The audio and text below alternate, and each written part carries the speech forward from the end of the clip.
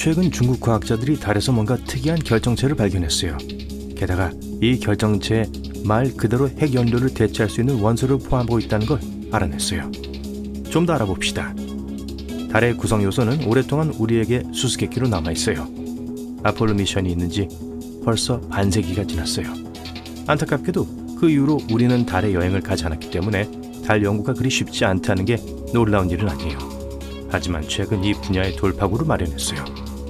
2020년 12월 중국 과학자들이 달에 창어 5호 탐사선을 보냈어요. 이 임무는 고대 중국 달의 신 창어의 이름을 따서 지어졌어요. 꽤 시적이죠? 어쨌든 탐사선은 달에 가장 가까운 쪽으로 갔어요. 표면과 바위를 파는데 며칠을 보냈고 그러고 나서 지구로 돌아왔어요. 총 1.8kg의 현무암, 고체화된 용암 등과 같은 다양한 달의 암석을 수집해왔어요. 네, 그렇게 인상적인 것 같진 않겠지만 사실은 작은 돌파구예요. 왜냐하면 1976년 이후로 우린 어떠한 달 샘플도 받지 못했거든요. 그리고 이 샘플들은 우리 세계의 역사를 배우는데 매우 중요해요. 우리는 알아내려고 수년간 애써왔어요. 예를 들어 달은 어떻게 탄생했을까요?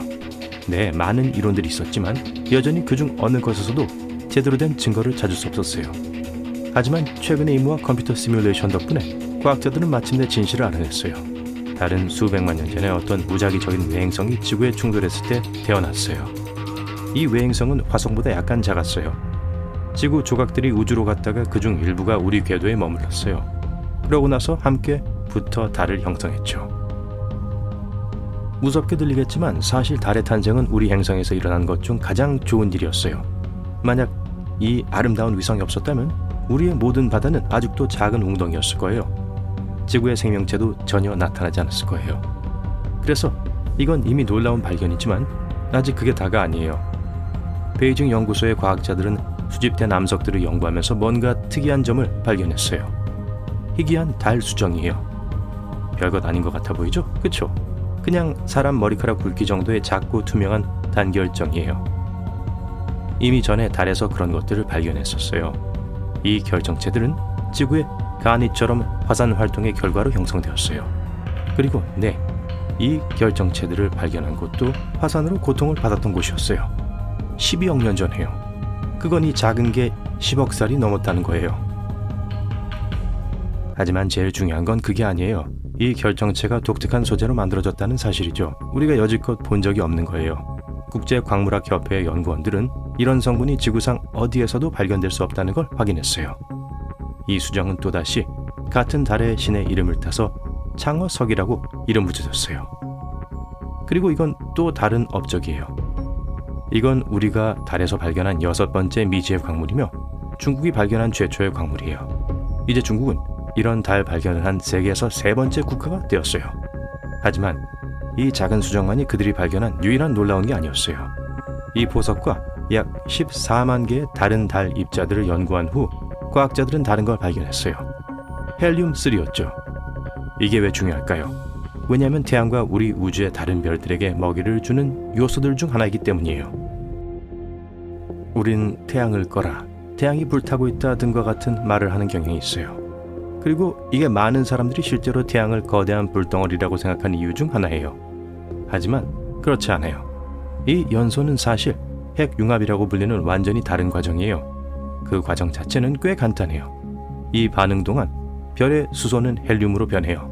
하지만 이 간단한 과정은 사실 우주에서 가장 폭력적이고 광적인 반응 중 하나예요. 태양 내부에는 진짜로 끓는 입자들이 있어요. 거기서 뛰어오르고 돌진하는 수소 원자핵은 모두 양전하를 띠고 있기 때문에 끊임없이 서로를 밀어내고 있어요.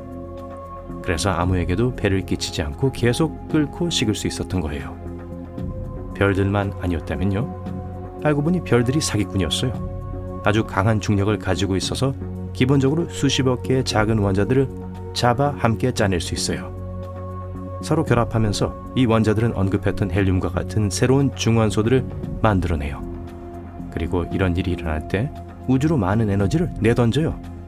그렇게 태양은 타요. 동시에 그것은 우리가 상상조차 할 수 없을 정도로 많은 에너지를 퍼뜨려요. 좋아요. 그럼 헬륨-3는 뭘까요? 이건 태양조차도 와 친구야 너 좀 진정해 라고 말할 수 있는 요소예요.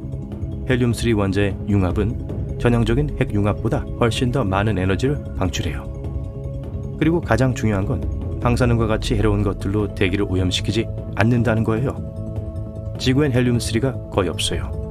우리 대기 중 그게 퍼져 있는 건 100만 분의 1 정도예요. 게다가 그게 계속해서 우리에게서 우주로 도망치려고 해요. 아마도 우리에게서 나쁜 느낌을 받았나 봐요.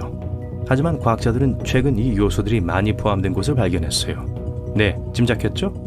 달이에요. 태양풍 때문에 지구보다 달의 헬륨3가 더 많다고 생각하고 있어요.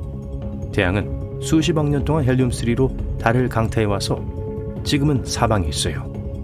예를 들어 목성이나 토성과 비교해본다면 여전히 많은 양은 아니지만 얼마나 많은 에너지를 방출할 수 있는지를 잊지 마세요. 참고로 25톤의 헬륨3만으로도 미국에 1년 내내 에너지를 공급할 수 있어요. 현재 지구상에는 약 3만 5천 톤이 있어요. 그리고 달에는 100만 톤 이상이 있어요. 이 자원들만으로 수천 년 동안 미국 전체를 먹여 살릴 수 있어요. 그래서 기본적으로 미래에는 헬륨3가 새로운 연료원이 될 수 있어요.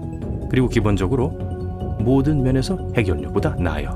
헬륨3는 유해한 폐기물과 방사능을 남기지 않아요. 더 강력하고 위험하지도 않죠. 다시 말해서 이 친환경적이고 효율적인 에너지가 우리 지구의 혁명이 될 수 있다는 거예요. 멋질 것 같죠? 그럼 뭘 기다리고 있나요? 삽을 들어요! 라고 말할 수 있겠죠. 하지만 여기에 약간의 문제가 있어요. 안타깝게도 우린 아직 별만큼 강렬하고 뜨거운 걸 만들어내지 못했어요. 헬륨3를 사용하기 위해선 엄청난 온도와 압력이 필요해요. 열 원자로가 필요해요. 그리고 우린 그걸 만드는 방법을 몰라요. 아직은요. 또 그걸 그 온도까지 가열하고 필요한 압력을 얻을 수 있다고 해도 여전히 헬륨3를 정확하게 다루는 방법을 우린 몰라요. 그래서 무한한 양의 헬륨3가 있다고 해도 여전히 그걸 쓸 수는 없을 거예요. 하지만 그래도 헬륨3에는 강력한 힘이 숨겨져 있어요. 그러니 이미 다른 나라들이 달 자원을 위한 경쟁을 시작했다는 건 놀라운 일이 아니에요. 창어 5호가 달에 가장 가까운 면에서 새로운 헬륨3 매장층을 발견했기 때문에 이 경주는 완전히 세계적인 게 될 수 있어요. 예를 들어 중국은 벌써 2024년에 새로운 달 탐사선인 창어 6호를 계획하고 있어요. 이 임무를 수행하는 동안 달의 뒷면에서 첫 번째 샘플을 수집하기를 원하고 있어요. 보시다시피 이 달 결정체를 찾는 게 우리에게 아주 중요했어요. 이 결정체들은 헬륨3를 생성하는 새로운 방법을 찾는데 도움을 줄 수 있어요. 그리고 만약 그렇게 할 수 있다면 인류는 새로운 시대에 접어들 거예요. 하지만 그렇게 하기 위해서 여전히 많은 문제들을 해결해야 해요. 어떻게 하면 이 달 결정체들을 지구로 많이 전달할 수 있을지, 어떻게 하면 에너지를 생산할 수 있을지 등등 말이에요. 미래에는 이런 문제들이 해결되고 우린 깨끗하고 안전하며 무한한 에너지를 생산할 수 있는 방법을 찾을 수 있기를 바랍니다.